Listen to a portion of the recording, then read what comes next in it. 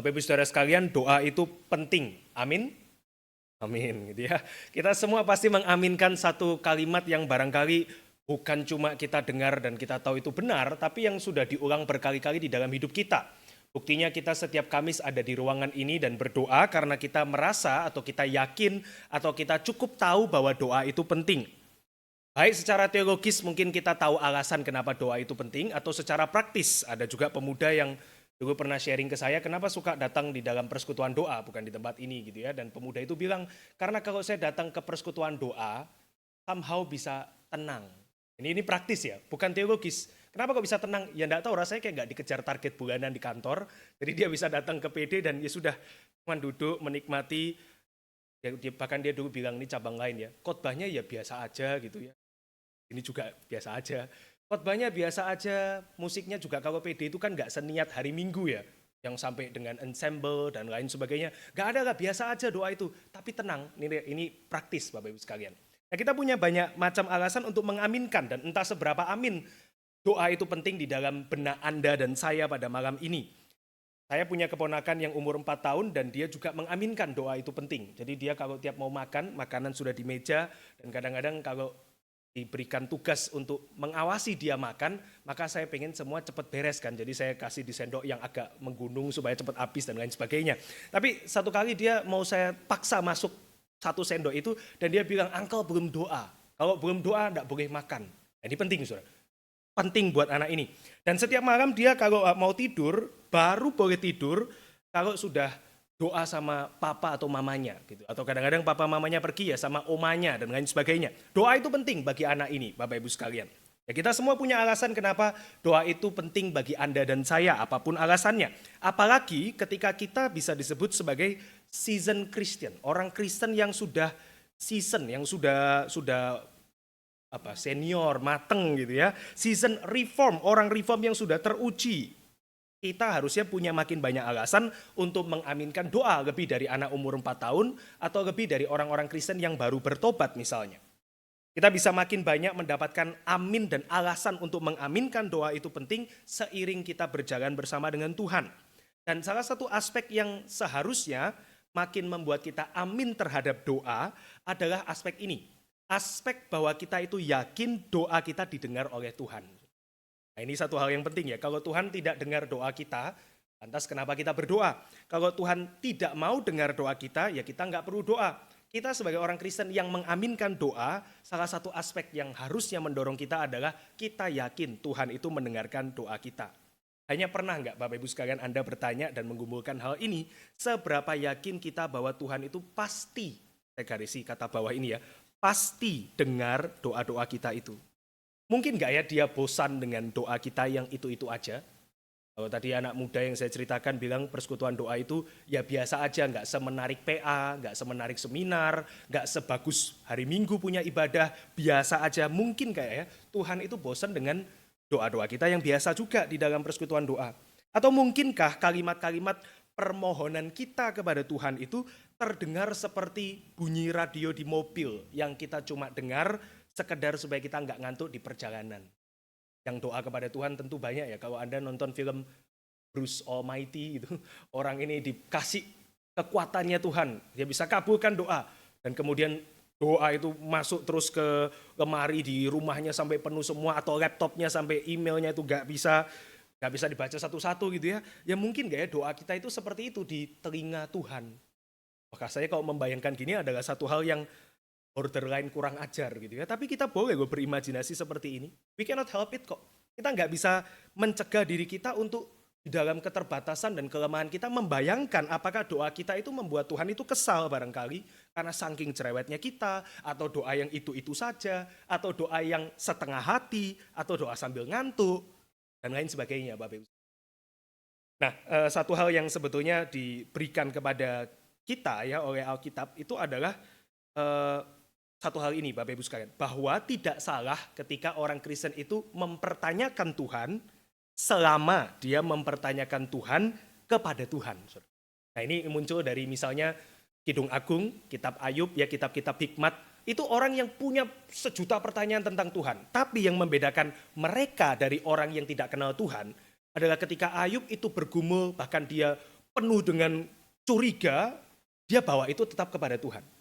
Daud bergumul, dia bawa itu kepada Tuhan. Dan itu diterima oleh Tuhan. Pergumulan-pergumulan yang jujur, yang ditanyakan kepada Tuhan, yang kita mau Tuhan yang jawab, itu adalah sesuatu hal yang sah bagi kehidupan kita. Nah, hari ini kita akan coba merenungkan kecurigaan kita tentang betulkah Tuhan itu mendengar doa kita dari beberapa bagian firman Tuhan.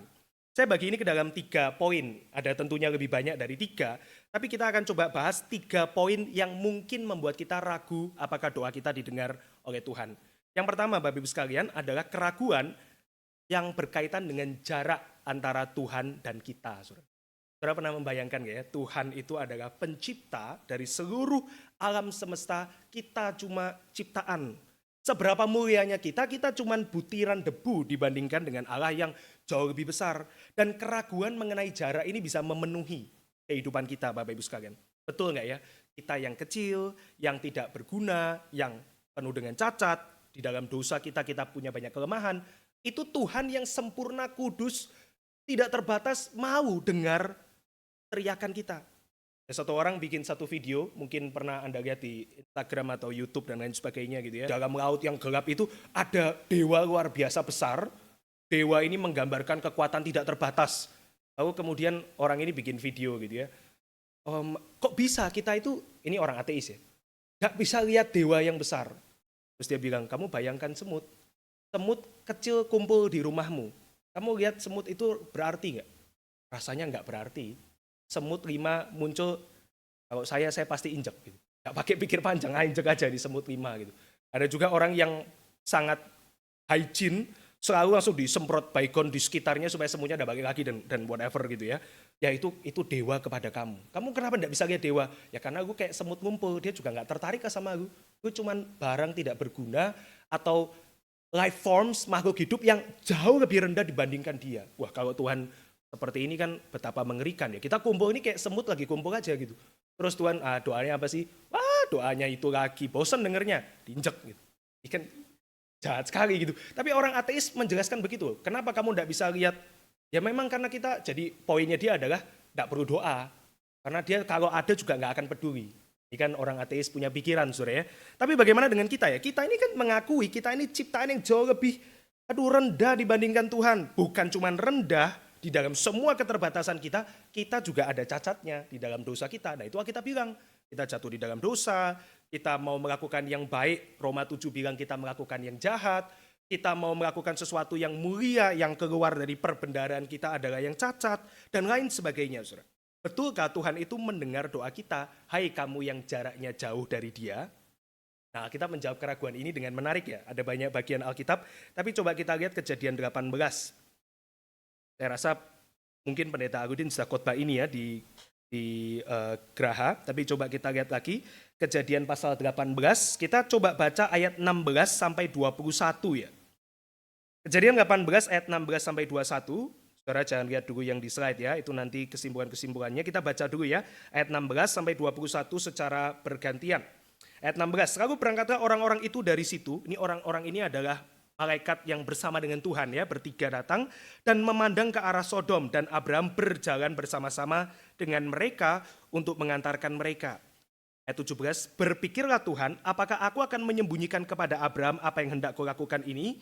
Bukankah sesungguhnya Abraham akan menjadi bangsa yang besar serta berkuasa dan oleh dia segala bangsa di atas bumi akan mendapat berkat? Ayat 19, sebab, baca Bapak Ibu sekalian, ayat 19,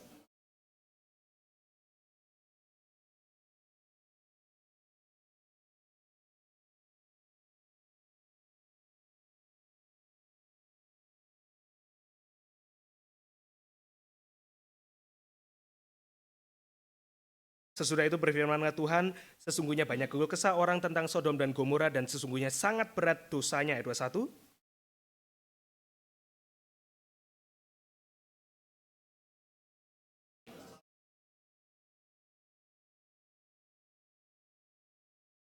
Karena menarik ya, bahwa jarak yang tadi kita takutkan, itu ternyata Tuhan tunjukkan di dalam nantinya Abraham berdoa, di dalam Abraham berdoa itu sebelumnya jarak yang jauh itu Tuhan jawab dengan apa? Sekarang dia yang mendekat kepada Abraham.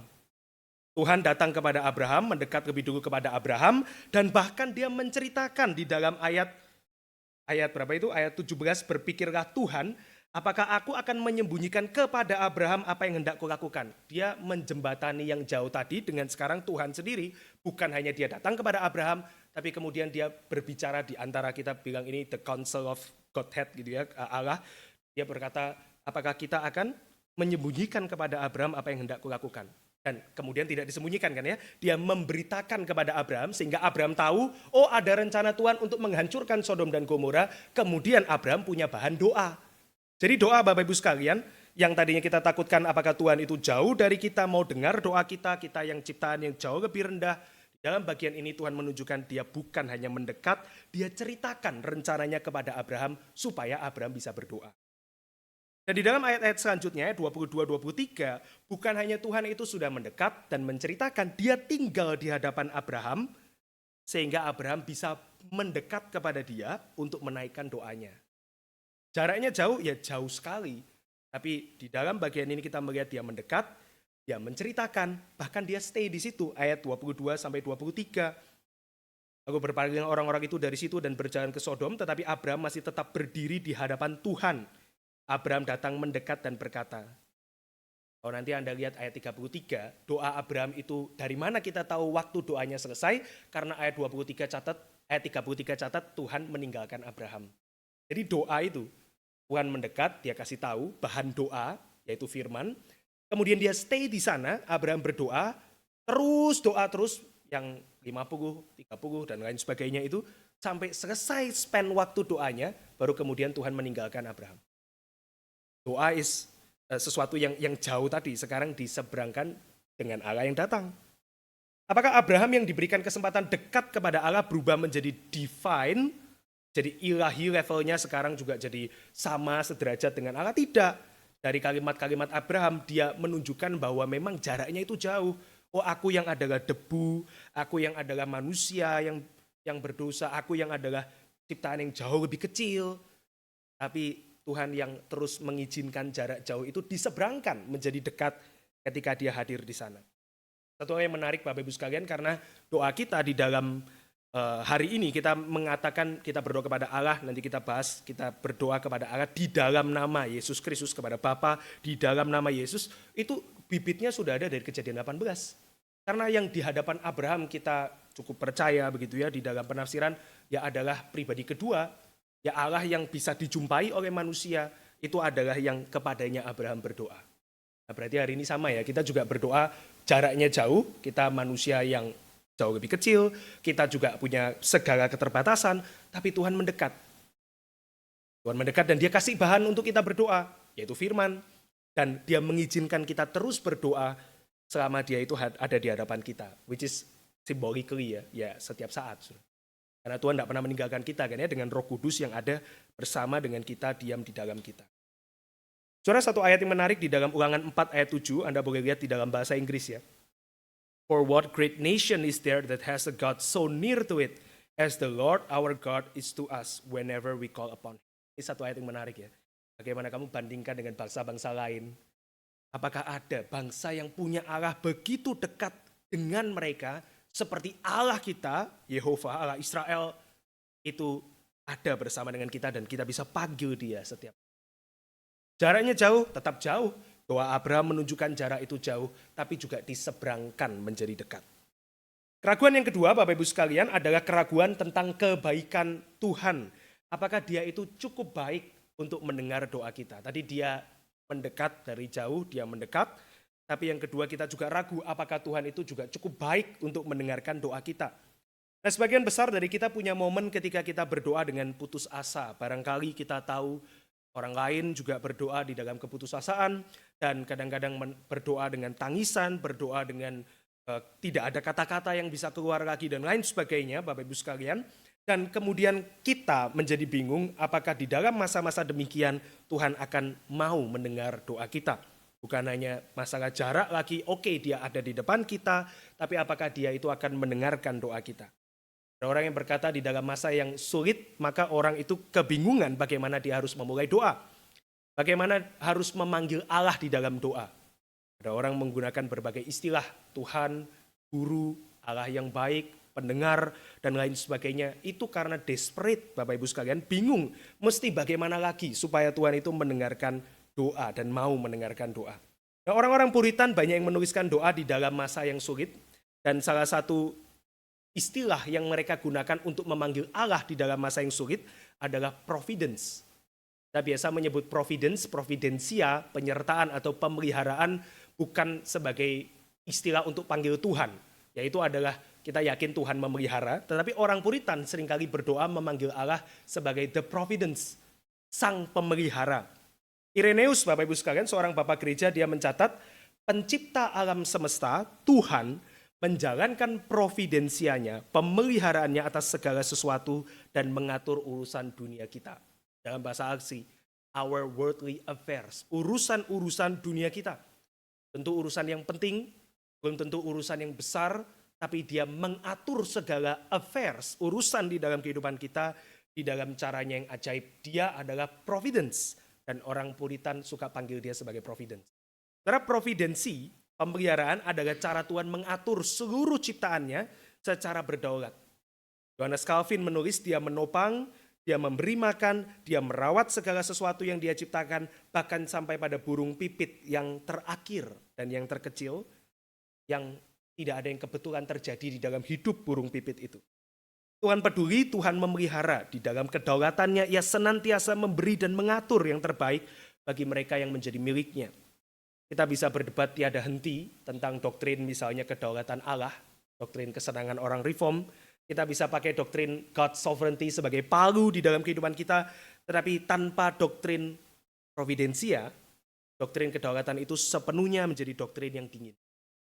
Orang teolog dia bilang doktrin providensia, gitu dia dilekatkan kepada doktrin kedaulatan Allah, Allah yang mengatur segala sesuatu, juga adalah Allah yang memelihara, maka palu itu berubah menjadi bantal empuk, di mana kita bisa membaringkan kepala kita bersandar kepada Dia. Karena jika Tuhan berdaulat tapi tidak memelihara, betapa jahatnya dia. Dan jika dia memelihara tetapi dia tidak berdaulat, maka tidak ada artinya. Tapi Tuhan yang berdaulat dan memelihara adalah Tuhan yang mampu dan mau memelihara kehidupan anak-anaknya. Baik di dalam masa sulit, di dalam masa enak, di dalam setiap masa. Di sini kita bisa yakin bahwa Tuhan menjawab doa di dalam dua cara. Yang ini Anda pasti pernah tahu ya. Entah Tuhan mengatakan yes, no, atau nanti, begitu ya. Nah, kalau disimpulkan dua, ada satu bahasa yang menarik. Dia menjawab setiap doa di dalam either, entah menyediakan atau dia melindungi. Jika dia memberi kita apa yang kita minta, itu karena kasihnya yang besar. Namun kebalikannya juga benar, jika Tuhan tidak memberi kita apa yang kita minta, maka dia melindungi kita dari apa yang kita minta. Karena Tuhan memberikan anak-anaknya hanya pemberian yang baik. Setiap kali dia menahan sesuatu dari kita, kita bisa yakin bahwa dia sedang melindungi kita dari sesuatu.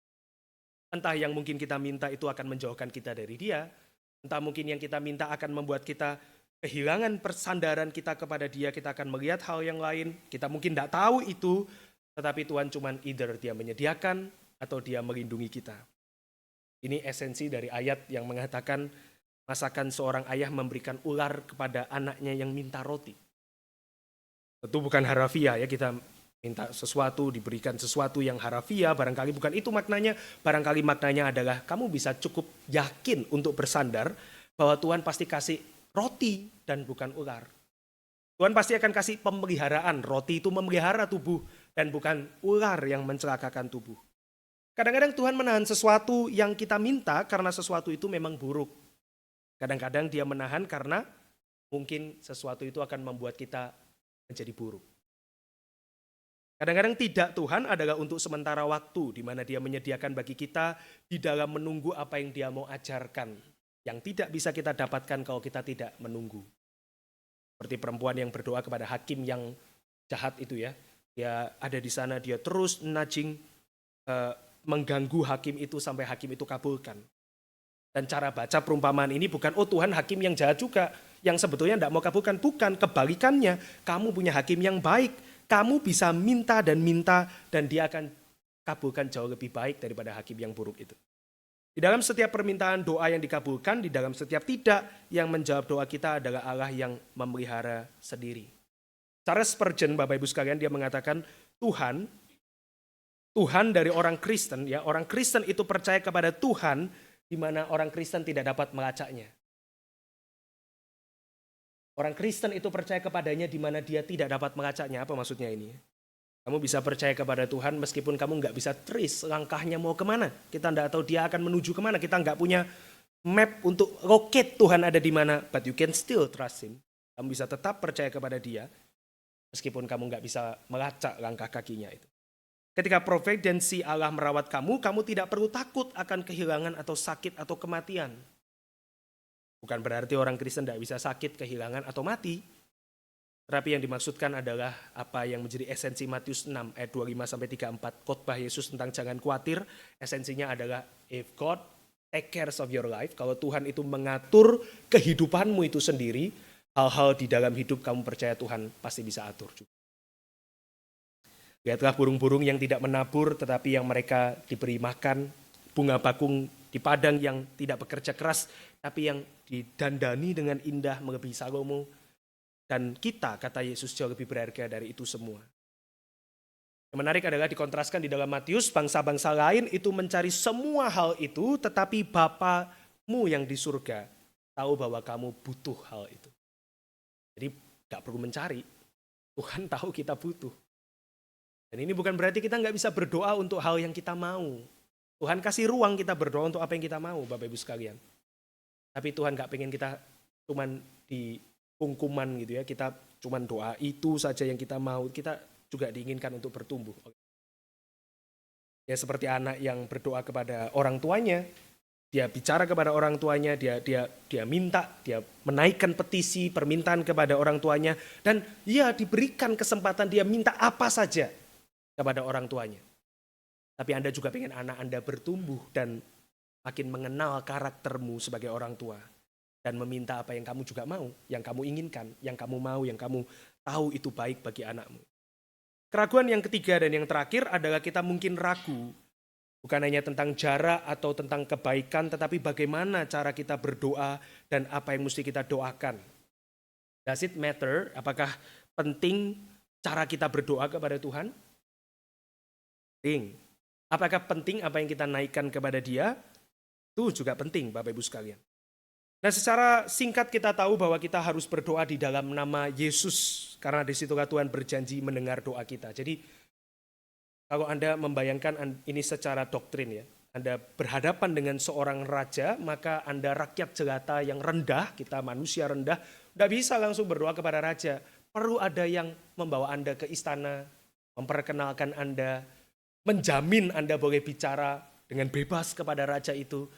Maka secara doktrin ya kita mengatakan kita berdoa di dalam nama Yesus itu karena kita cuman bisa menghadap dia kalau kita di cover oleh perantara itu, yaitu Yesus Kristus. Ini teorinya Bapak Ibu sekalian. Tentu bukan berarti bahwa kita tidak boleh berdoa langsung kepada Yesus atau kepada Roh Kudus. Agak jarang ya. Tapi sebetulnya tidak masalah itu. Ada kalanya ketika orang itu berdoa langsung menyebutkan nama Yesus atau nama Roh Kudus. Salah satu yang pertama kali saya dengar ini dan saya kaget, saya kira itu melawan hukum. Itu adalah Profesor Richard Pratt. Dia berdoa di kelas, dia langsung mengatakan Dear Holy Spirit. Kita semua langsung melihat, Dear Holy Spirit ini karismatik ini profesor ini. Dan kemudian dia menjelaskan juga karena ada yang tanya begitu. Tapi bukan berarti kita lepas ya, karena yang mau dia tekankan adalah menyebut di dalam nama Yesus itu bukan cuma sekedar slogan atau tagline di akhir doa. But you mean it. Kamu tahu bahwa kamu cuma bisa menghadap dia kalau kebenaran Kristus itu cover kamu dulu. Baru kamu bisa berdoa kepada Allah. Yohanes 14 ayat 13-14 dia mengatakan apapun yang kamu minta di dalam namaku itu akan kulakukan. Supaya Bapa dapat dimuliakan di dalam anak. Di waktu kita berdoa di dalam nama Yesus, kita mau dia dipermuliakan di dalam diri atau pribadi Yesus Kristus itu. Jika kamu meminta sesuatu kepadaku di dalam namaku, aku akan melakukannya. Double ya, Yohanes 14 ya. Kalau kamu minta di dalam namaku, akan kulakukan supaya Bapa dapat dimuliakan di dalam anak. Kemudian di dalam ayat selanjutnya mengatakan jika kamu meminta sesuatu kepadaku di dalam namaku, aku akan melakukannya. Yohanes 14 ini Yesus sedang mengatakan bahwa dia dan Bapa itu satu.